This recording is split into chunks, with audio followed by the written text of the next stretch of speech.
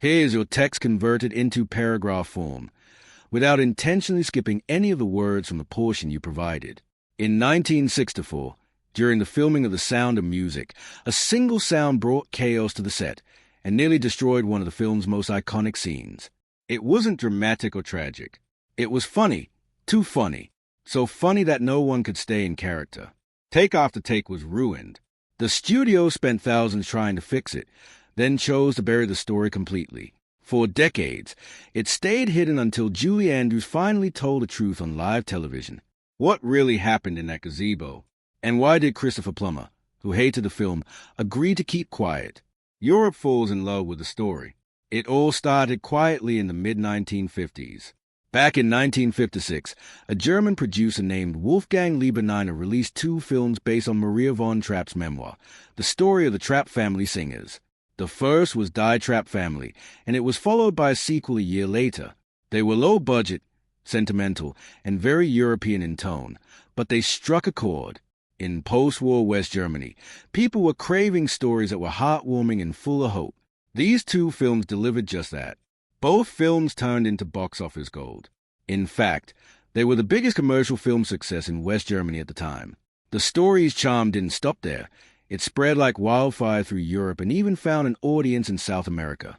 People across different languages and cultures connected with the image of a musical Austrian family standing up to the Nazis and choosing love over fear. But when the films were shown to American studios, the reaction was not great. To put it nicely, Hollywood thought the movies looked like a high school play. Too sentimental, too corny, too foreign. Nobody was lining up to bring the Von Trapps to the U.S. screen. That is, until a man named Vincent J. Dunhue stepped in. Dunhue was no ordinary director. He had just won a Tony Award and had a sharp eye for stories that could move people. Paramount sent him to scout out new projects, and he happened to screen the German Trapp family movies. At first, he had the same reaction everyone else did, clumsy and awkward. But then something unexpected happened. Beneath the low-budget production and outdated style, he saw something real. The story had soul. It had heart. And Dunhue said something no one had dared to say before. You can't make this a film. You have to turn it into a Broadway musical. For Mary Martin. That one sentence flipped the switch and triggered a chain reaction that would lead to one of the biggest musicals in history. But none of it would have happened if Maria von Trapp hadn't made a very unusual, and some might say terrible, business decision years earlier. The $9,000 deal. Maria von Trapp was no Hollywood insider. She had no agent, no lawyers looking out for her. She was just trying to support her family. So, when German filmmakers came knocking in the early 1950s asking to buy her life story, she said yes, for a one-time payment of just $9,000. Now, that might sound small, and it was. Even in 1950s money, it wasn't much. Adjusted for today, it's about $104,000. Not bad for a quick deal, but a tiny fraction of what was coming down the line. And to make things worse, Maria had unknowingly signed away more than she realized. Hollywood came calling later, offering to buy the title of a book, hoping to skip the rights issues and just adapt a story inspired by it. But Maria stood her ground. She insisted that if a family story was going to be told, it had to be told truthfully and in full. No cherry-picking. By the late 1950s, Mary Martin, the biggest Broadway star of the era, and her husband Richard Halliday were determined to bring the Von Trapp story to the stage. But there was just one problem. No one knew where Maria was. As it turned out, Maria von Trapp was deep in the jungles of Papua New Guinea, doing missionary work with Father Franz Wozner, the family's longtime musical director. They had no phones, no internet, just handwritten letters. And those letters, Maria didn't even open them. Every time they arrived at a new mission post, a pile of mail would be waiting, often with letters from some couple in America trying to talk to her about Broadway. She tore them up. Literally, Maria wasn't interested in showbiz. She was focused on serving people in remote villages, running clinics, teaching music, and living simply. Broadway was the last thing on her mind. But then something unexpected happened. When Maria and Father Wozner finally returned to the U.S. by ship, they docked in San Francisco. And waiting for them at the pier was none other than Richard Halliday. He handed Maria 2 tickets to see his wife perform in Annie Get Your Gun. Maria agreed to go, probably just to be polite. But what she saw on that stage blew her away. Mary Martin was charming, powerful, and magnetic. Maria was moved, but still had bad news to deliver. She explained she had already sold the film rights to the Germans years ago. That door was technically closed. Still, she gave the couple a surprising green light. "You're welcome to give it your best shot," she told them. That one chance, one casual okay from Maria, would kick off one of Broadway's biggest legends. The gamble that paid off. When producers first got serious about turning Maria von Trapp's life into a stage musical, they had a very different plan. The idea was to mix traditional Austrian folk songs, like the real tunes the Trapp family sang in concerts, with just a few new songs to help tie the story together. Think a little. Broadway flavor sprinkled over old European charm. But when they approached Richard Rodgers and Oscar Hammerstein to write just one or two songs, the legendary duo didn't hold back. Rodgers and Hammerstein basically said, "Thanks, but no thanks. Either we write the whole thing, or we're out." They didn't want their work clashing with old Austrian ballads. It was all or nothing. And that moment changed everything. The producers hit pause. Rodgers and Hammerstein still had to finish Flower Drum Song, so the new project was shelved temporarily. But when they finally returned to the Von Trapp story, they rewrote the entire concept from scratch, with all original songs. And not just any songs. We're talking about classics like My Favorite Things, Durie Mai, Edelweiss, and Climb Eviawai Mountain, songs that the world still sings today.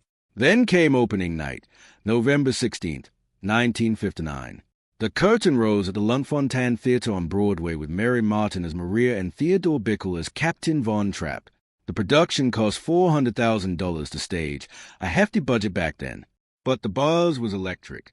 Ticket sales exploded, eventually raking in over $232 million in advance bookings alone.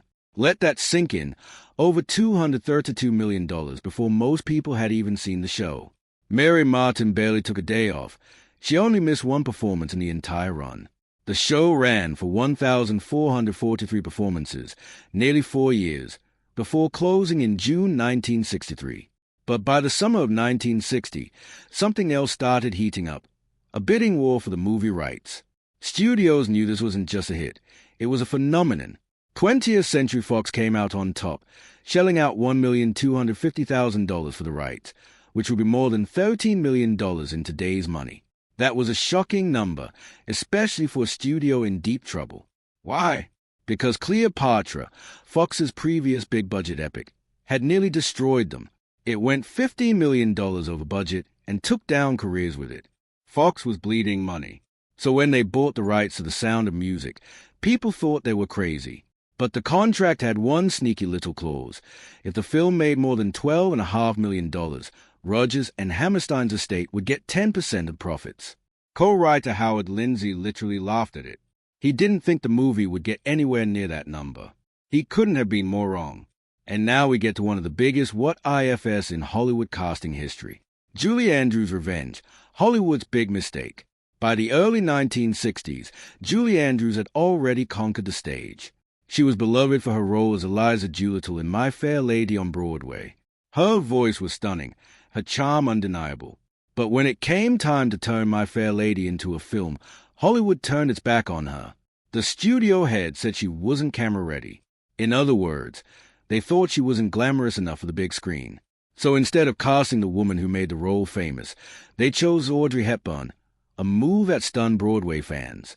Audrey was elegant, sure, but she couldn't sing like Julie.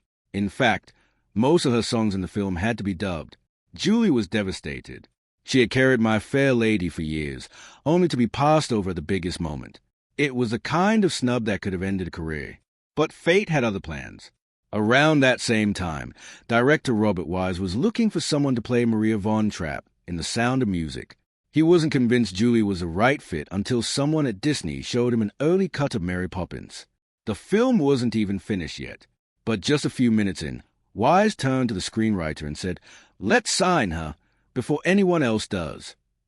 Julie was offered a role of Maria for a flat fee of $225,000. In today's money, that's about $2.28 million. It was a decent paycheck for a rising star, but here's the catch. There were no royalties, no bonuses, and no box office cut. Once she cashed that check, that was it. Meanwhile, Mary Martin, who had played Maria on stage, had negotiated a very different deal. She earned more than $8 million from her share of the Broadway profits. Fox didn't think Andrews was a big enough star to deserve her back. End deal. That decision would come back to haunt them, because Mary Poppins turned out to be a smash hit. Julie Andrews not only proved the studio wrong, she won an Oscar for Best Actress. And when she accepted the award, she did something cheeky. She thanked Jack Warner, the very man who had rejected her for My Fair Lady. It was a sweet, subtle form of revenge, and the audience loved it. Still, The Sound of Music would become her most iconic role. And even though the film would go on to earn hundreds of millions worldwide, Julie never saw a single dollar beyond that original flat fee. And she wasn't the only one Fox tried to shortchange. The role no one wanted.